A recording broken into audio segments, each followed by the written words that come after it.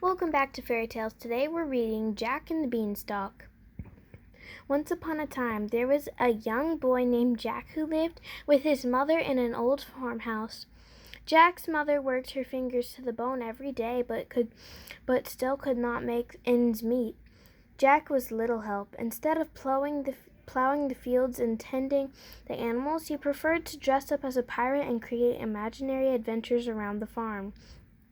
The day finally arrived when Jack and his mother were forced to eat their very last chicken and sell their very last pig.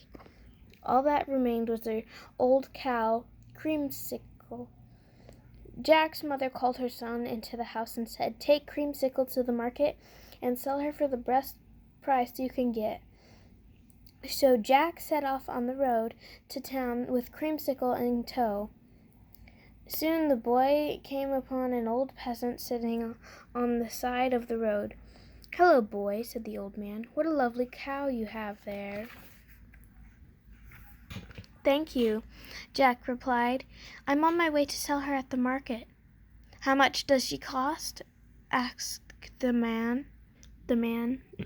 Jack thought for a moment and said, 10 gold coins.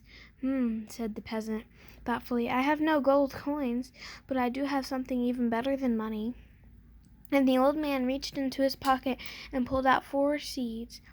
"These bean seeds are magical and will bring the person who plants them great fortune. Would you like to make a trade?" "Ever the adventurer," Jack quickly replied. "Magic seeds? Great fortune? You bet." Jack ran all the way home to tell his mother of his wonderful luck.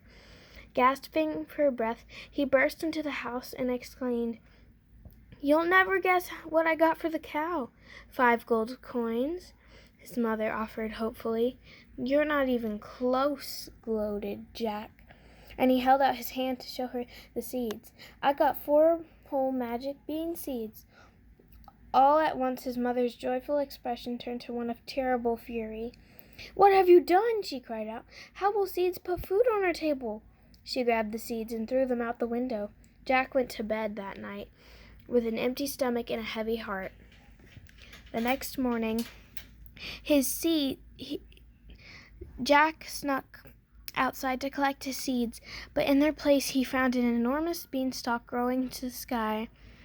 The stalk was as thick as the trunk of an old oak tree and reached so high it disappeared into the clouds.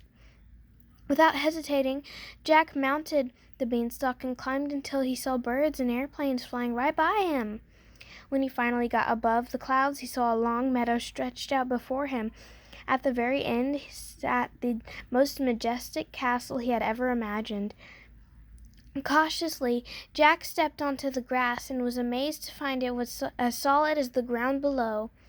As he started walking towards the castle, a fat bird with shiny silver feathers swooped down and landed on top of Jack's head. "Hello, Jack. Welcome to Skyland," chirped the bird. "How do you know my name?" asked Jack with a start, for he had never heard a talking bird before. "I know many things," the bird replied mysteriously. "Well, if you know so much," said Jack, regaining his courage, "tell me, whose castle is that?" "That's easy. It belongs to a horrible giant who rules Skyland as its king. Many have battled him for power, but none have lived to tell the tale. He who succeeds in destroying the giant will be rewarded with both the throne and all the riches within the castle."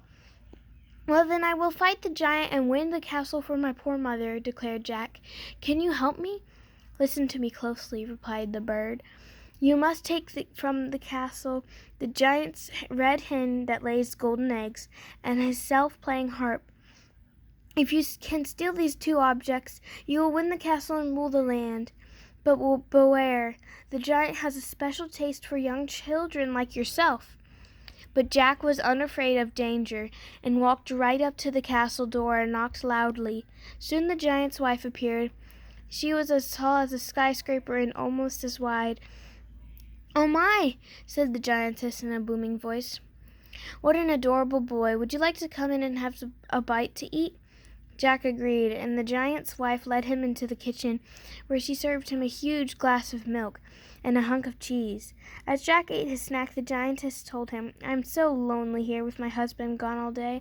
Perhaps I'll keep you around for company.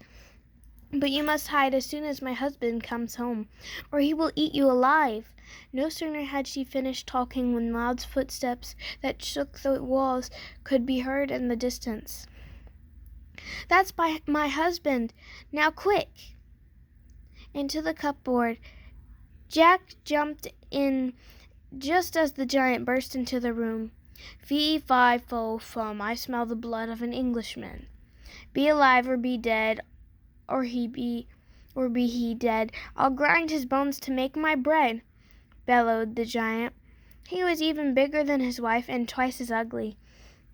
Jack watched through a peephole as the giant's eyes scanned the kitchen, but the giantess cleverly interrupted him.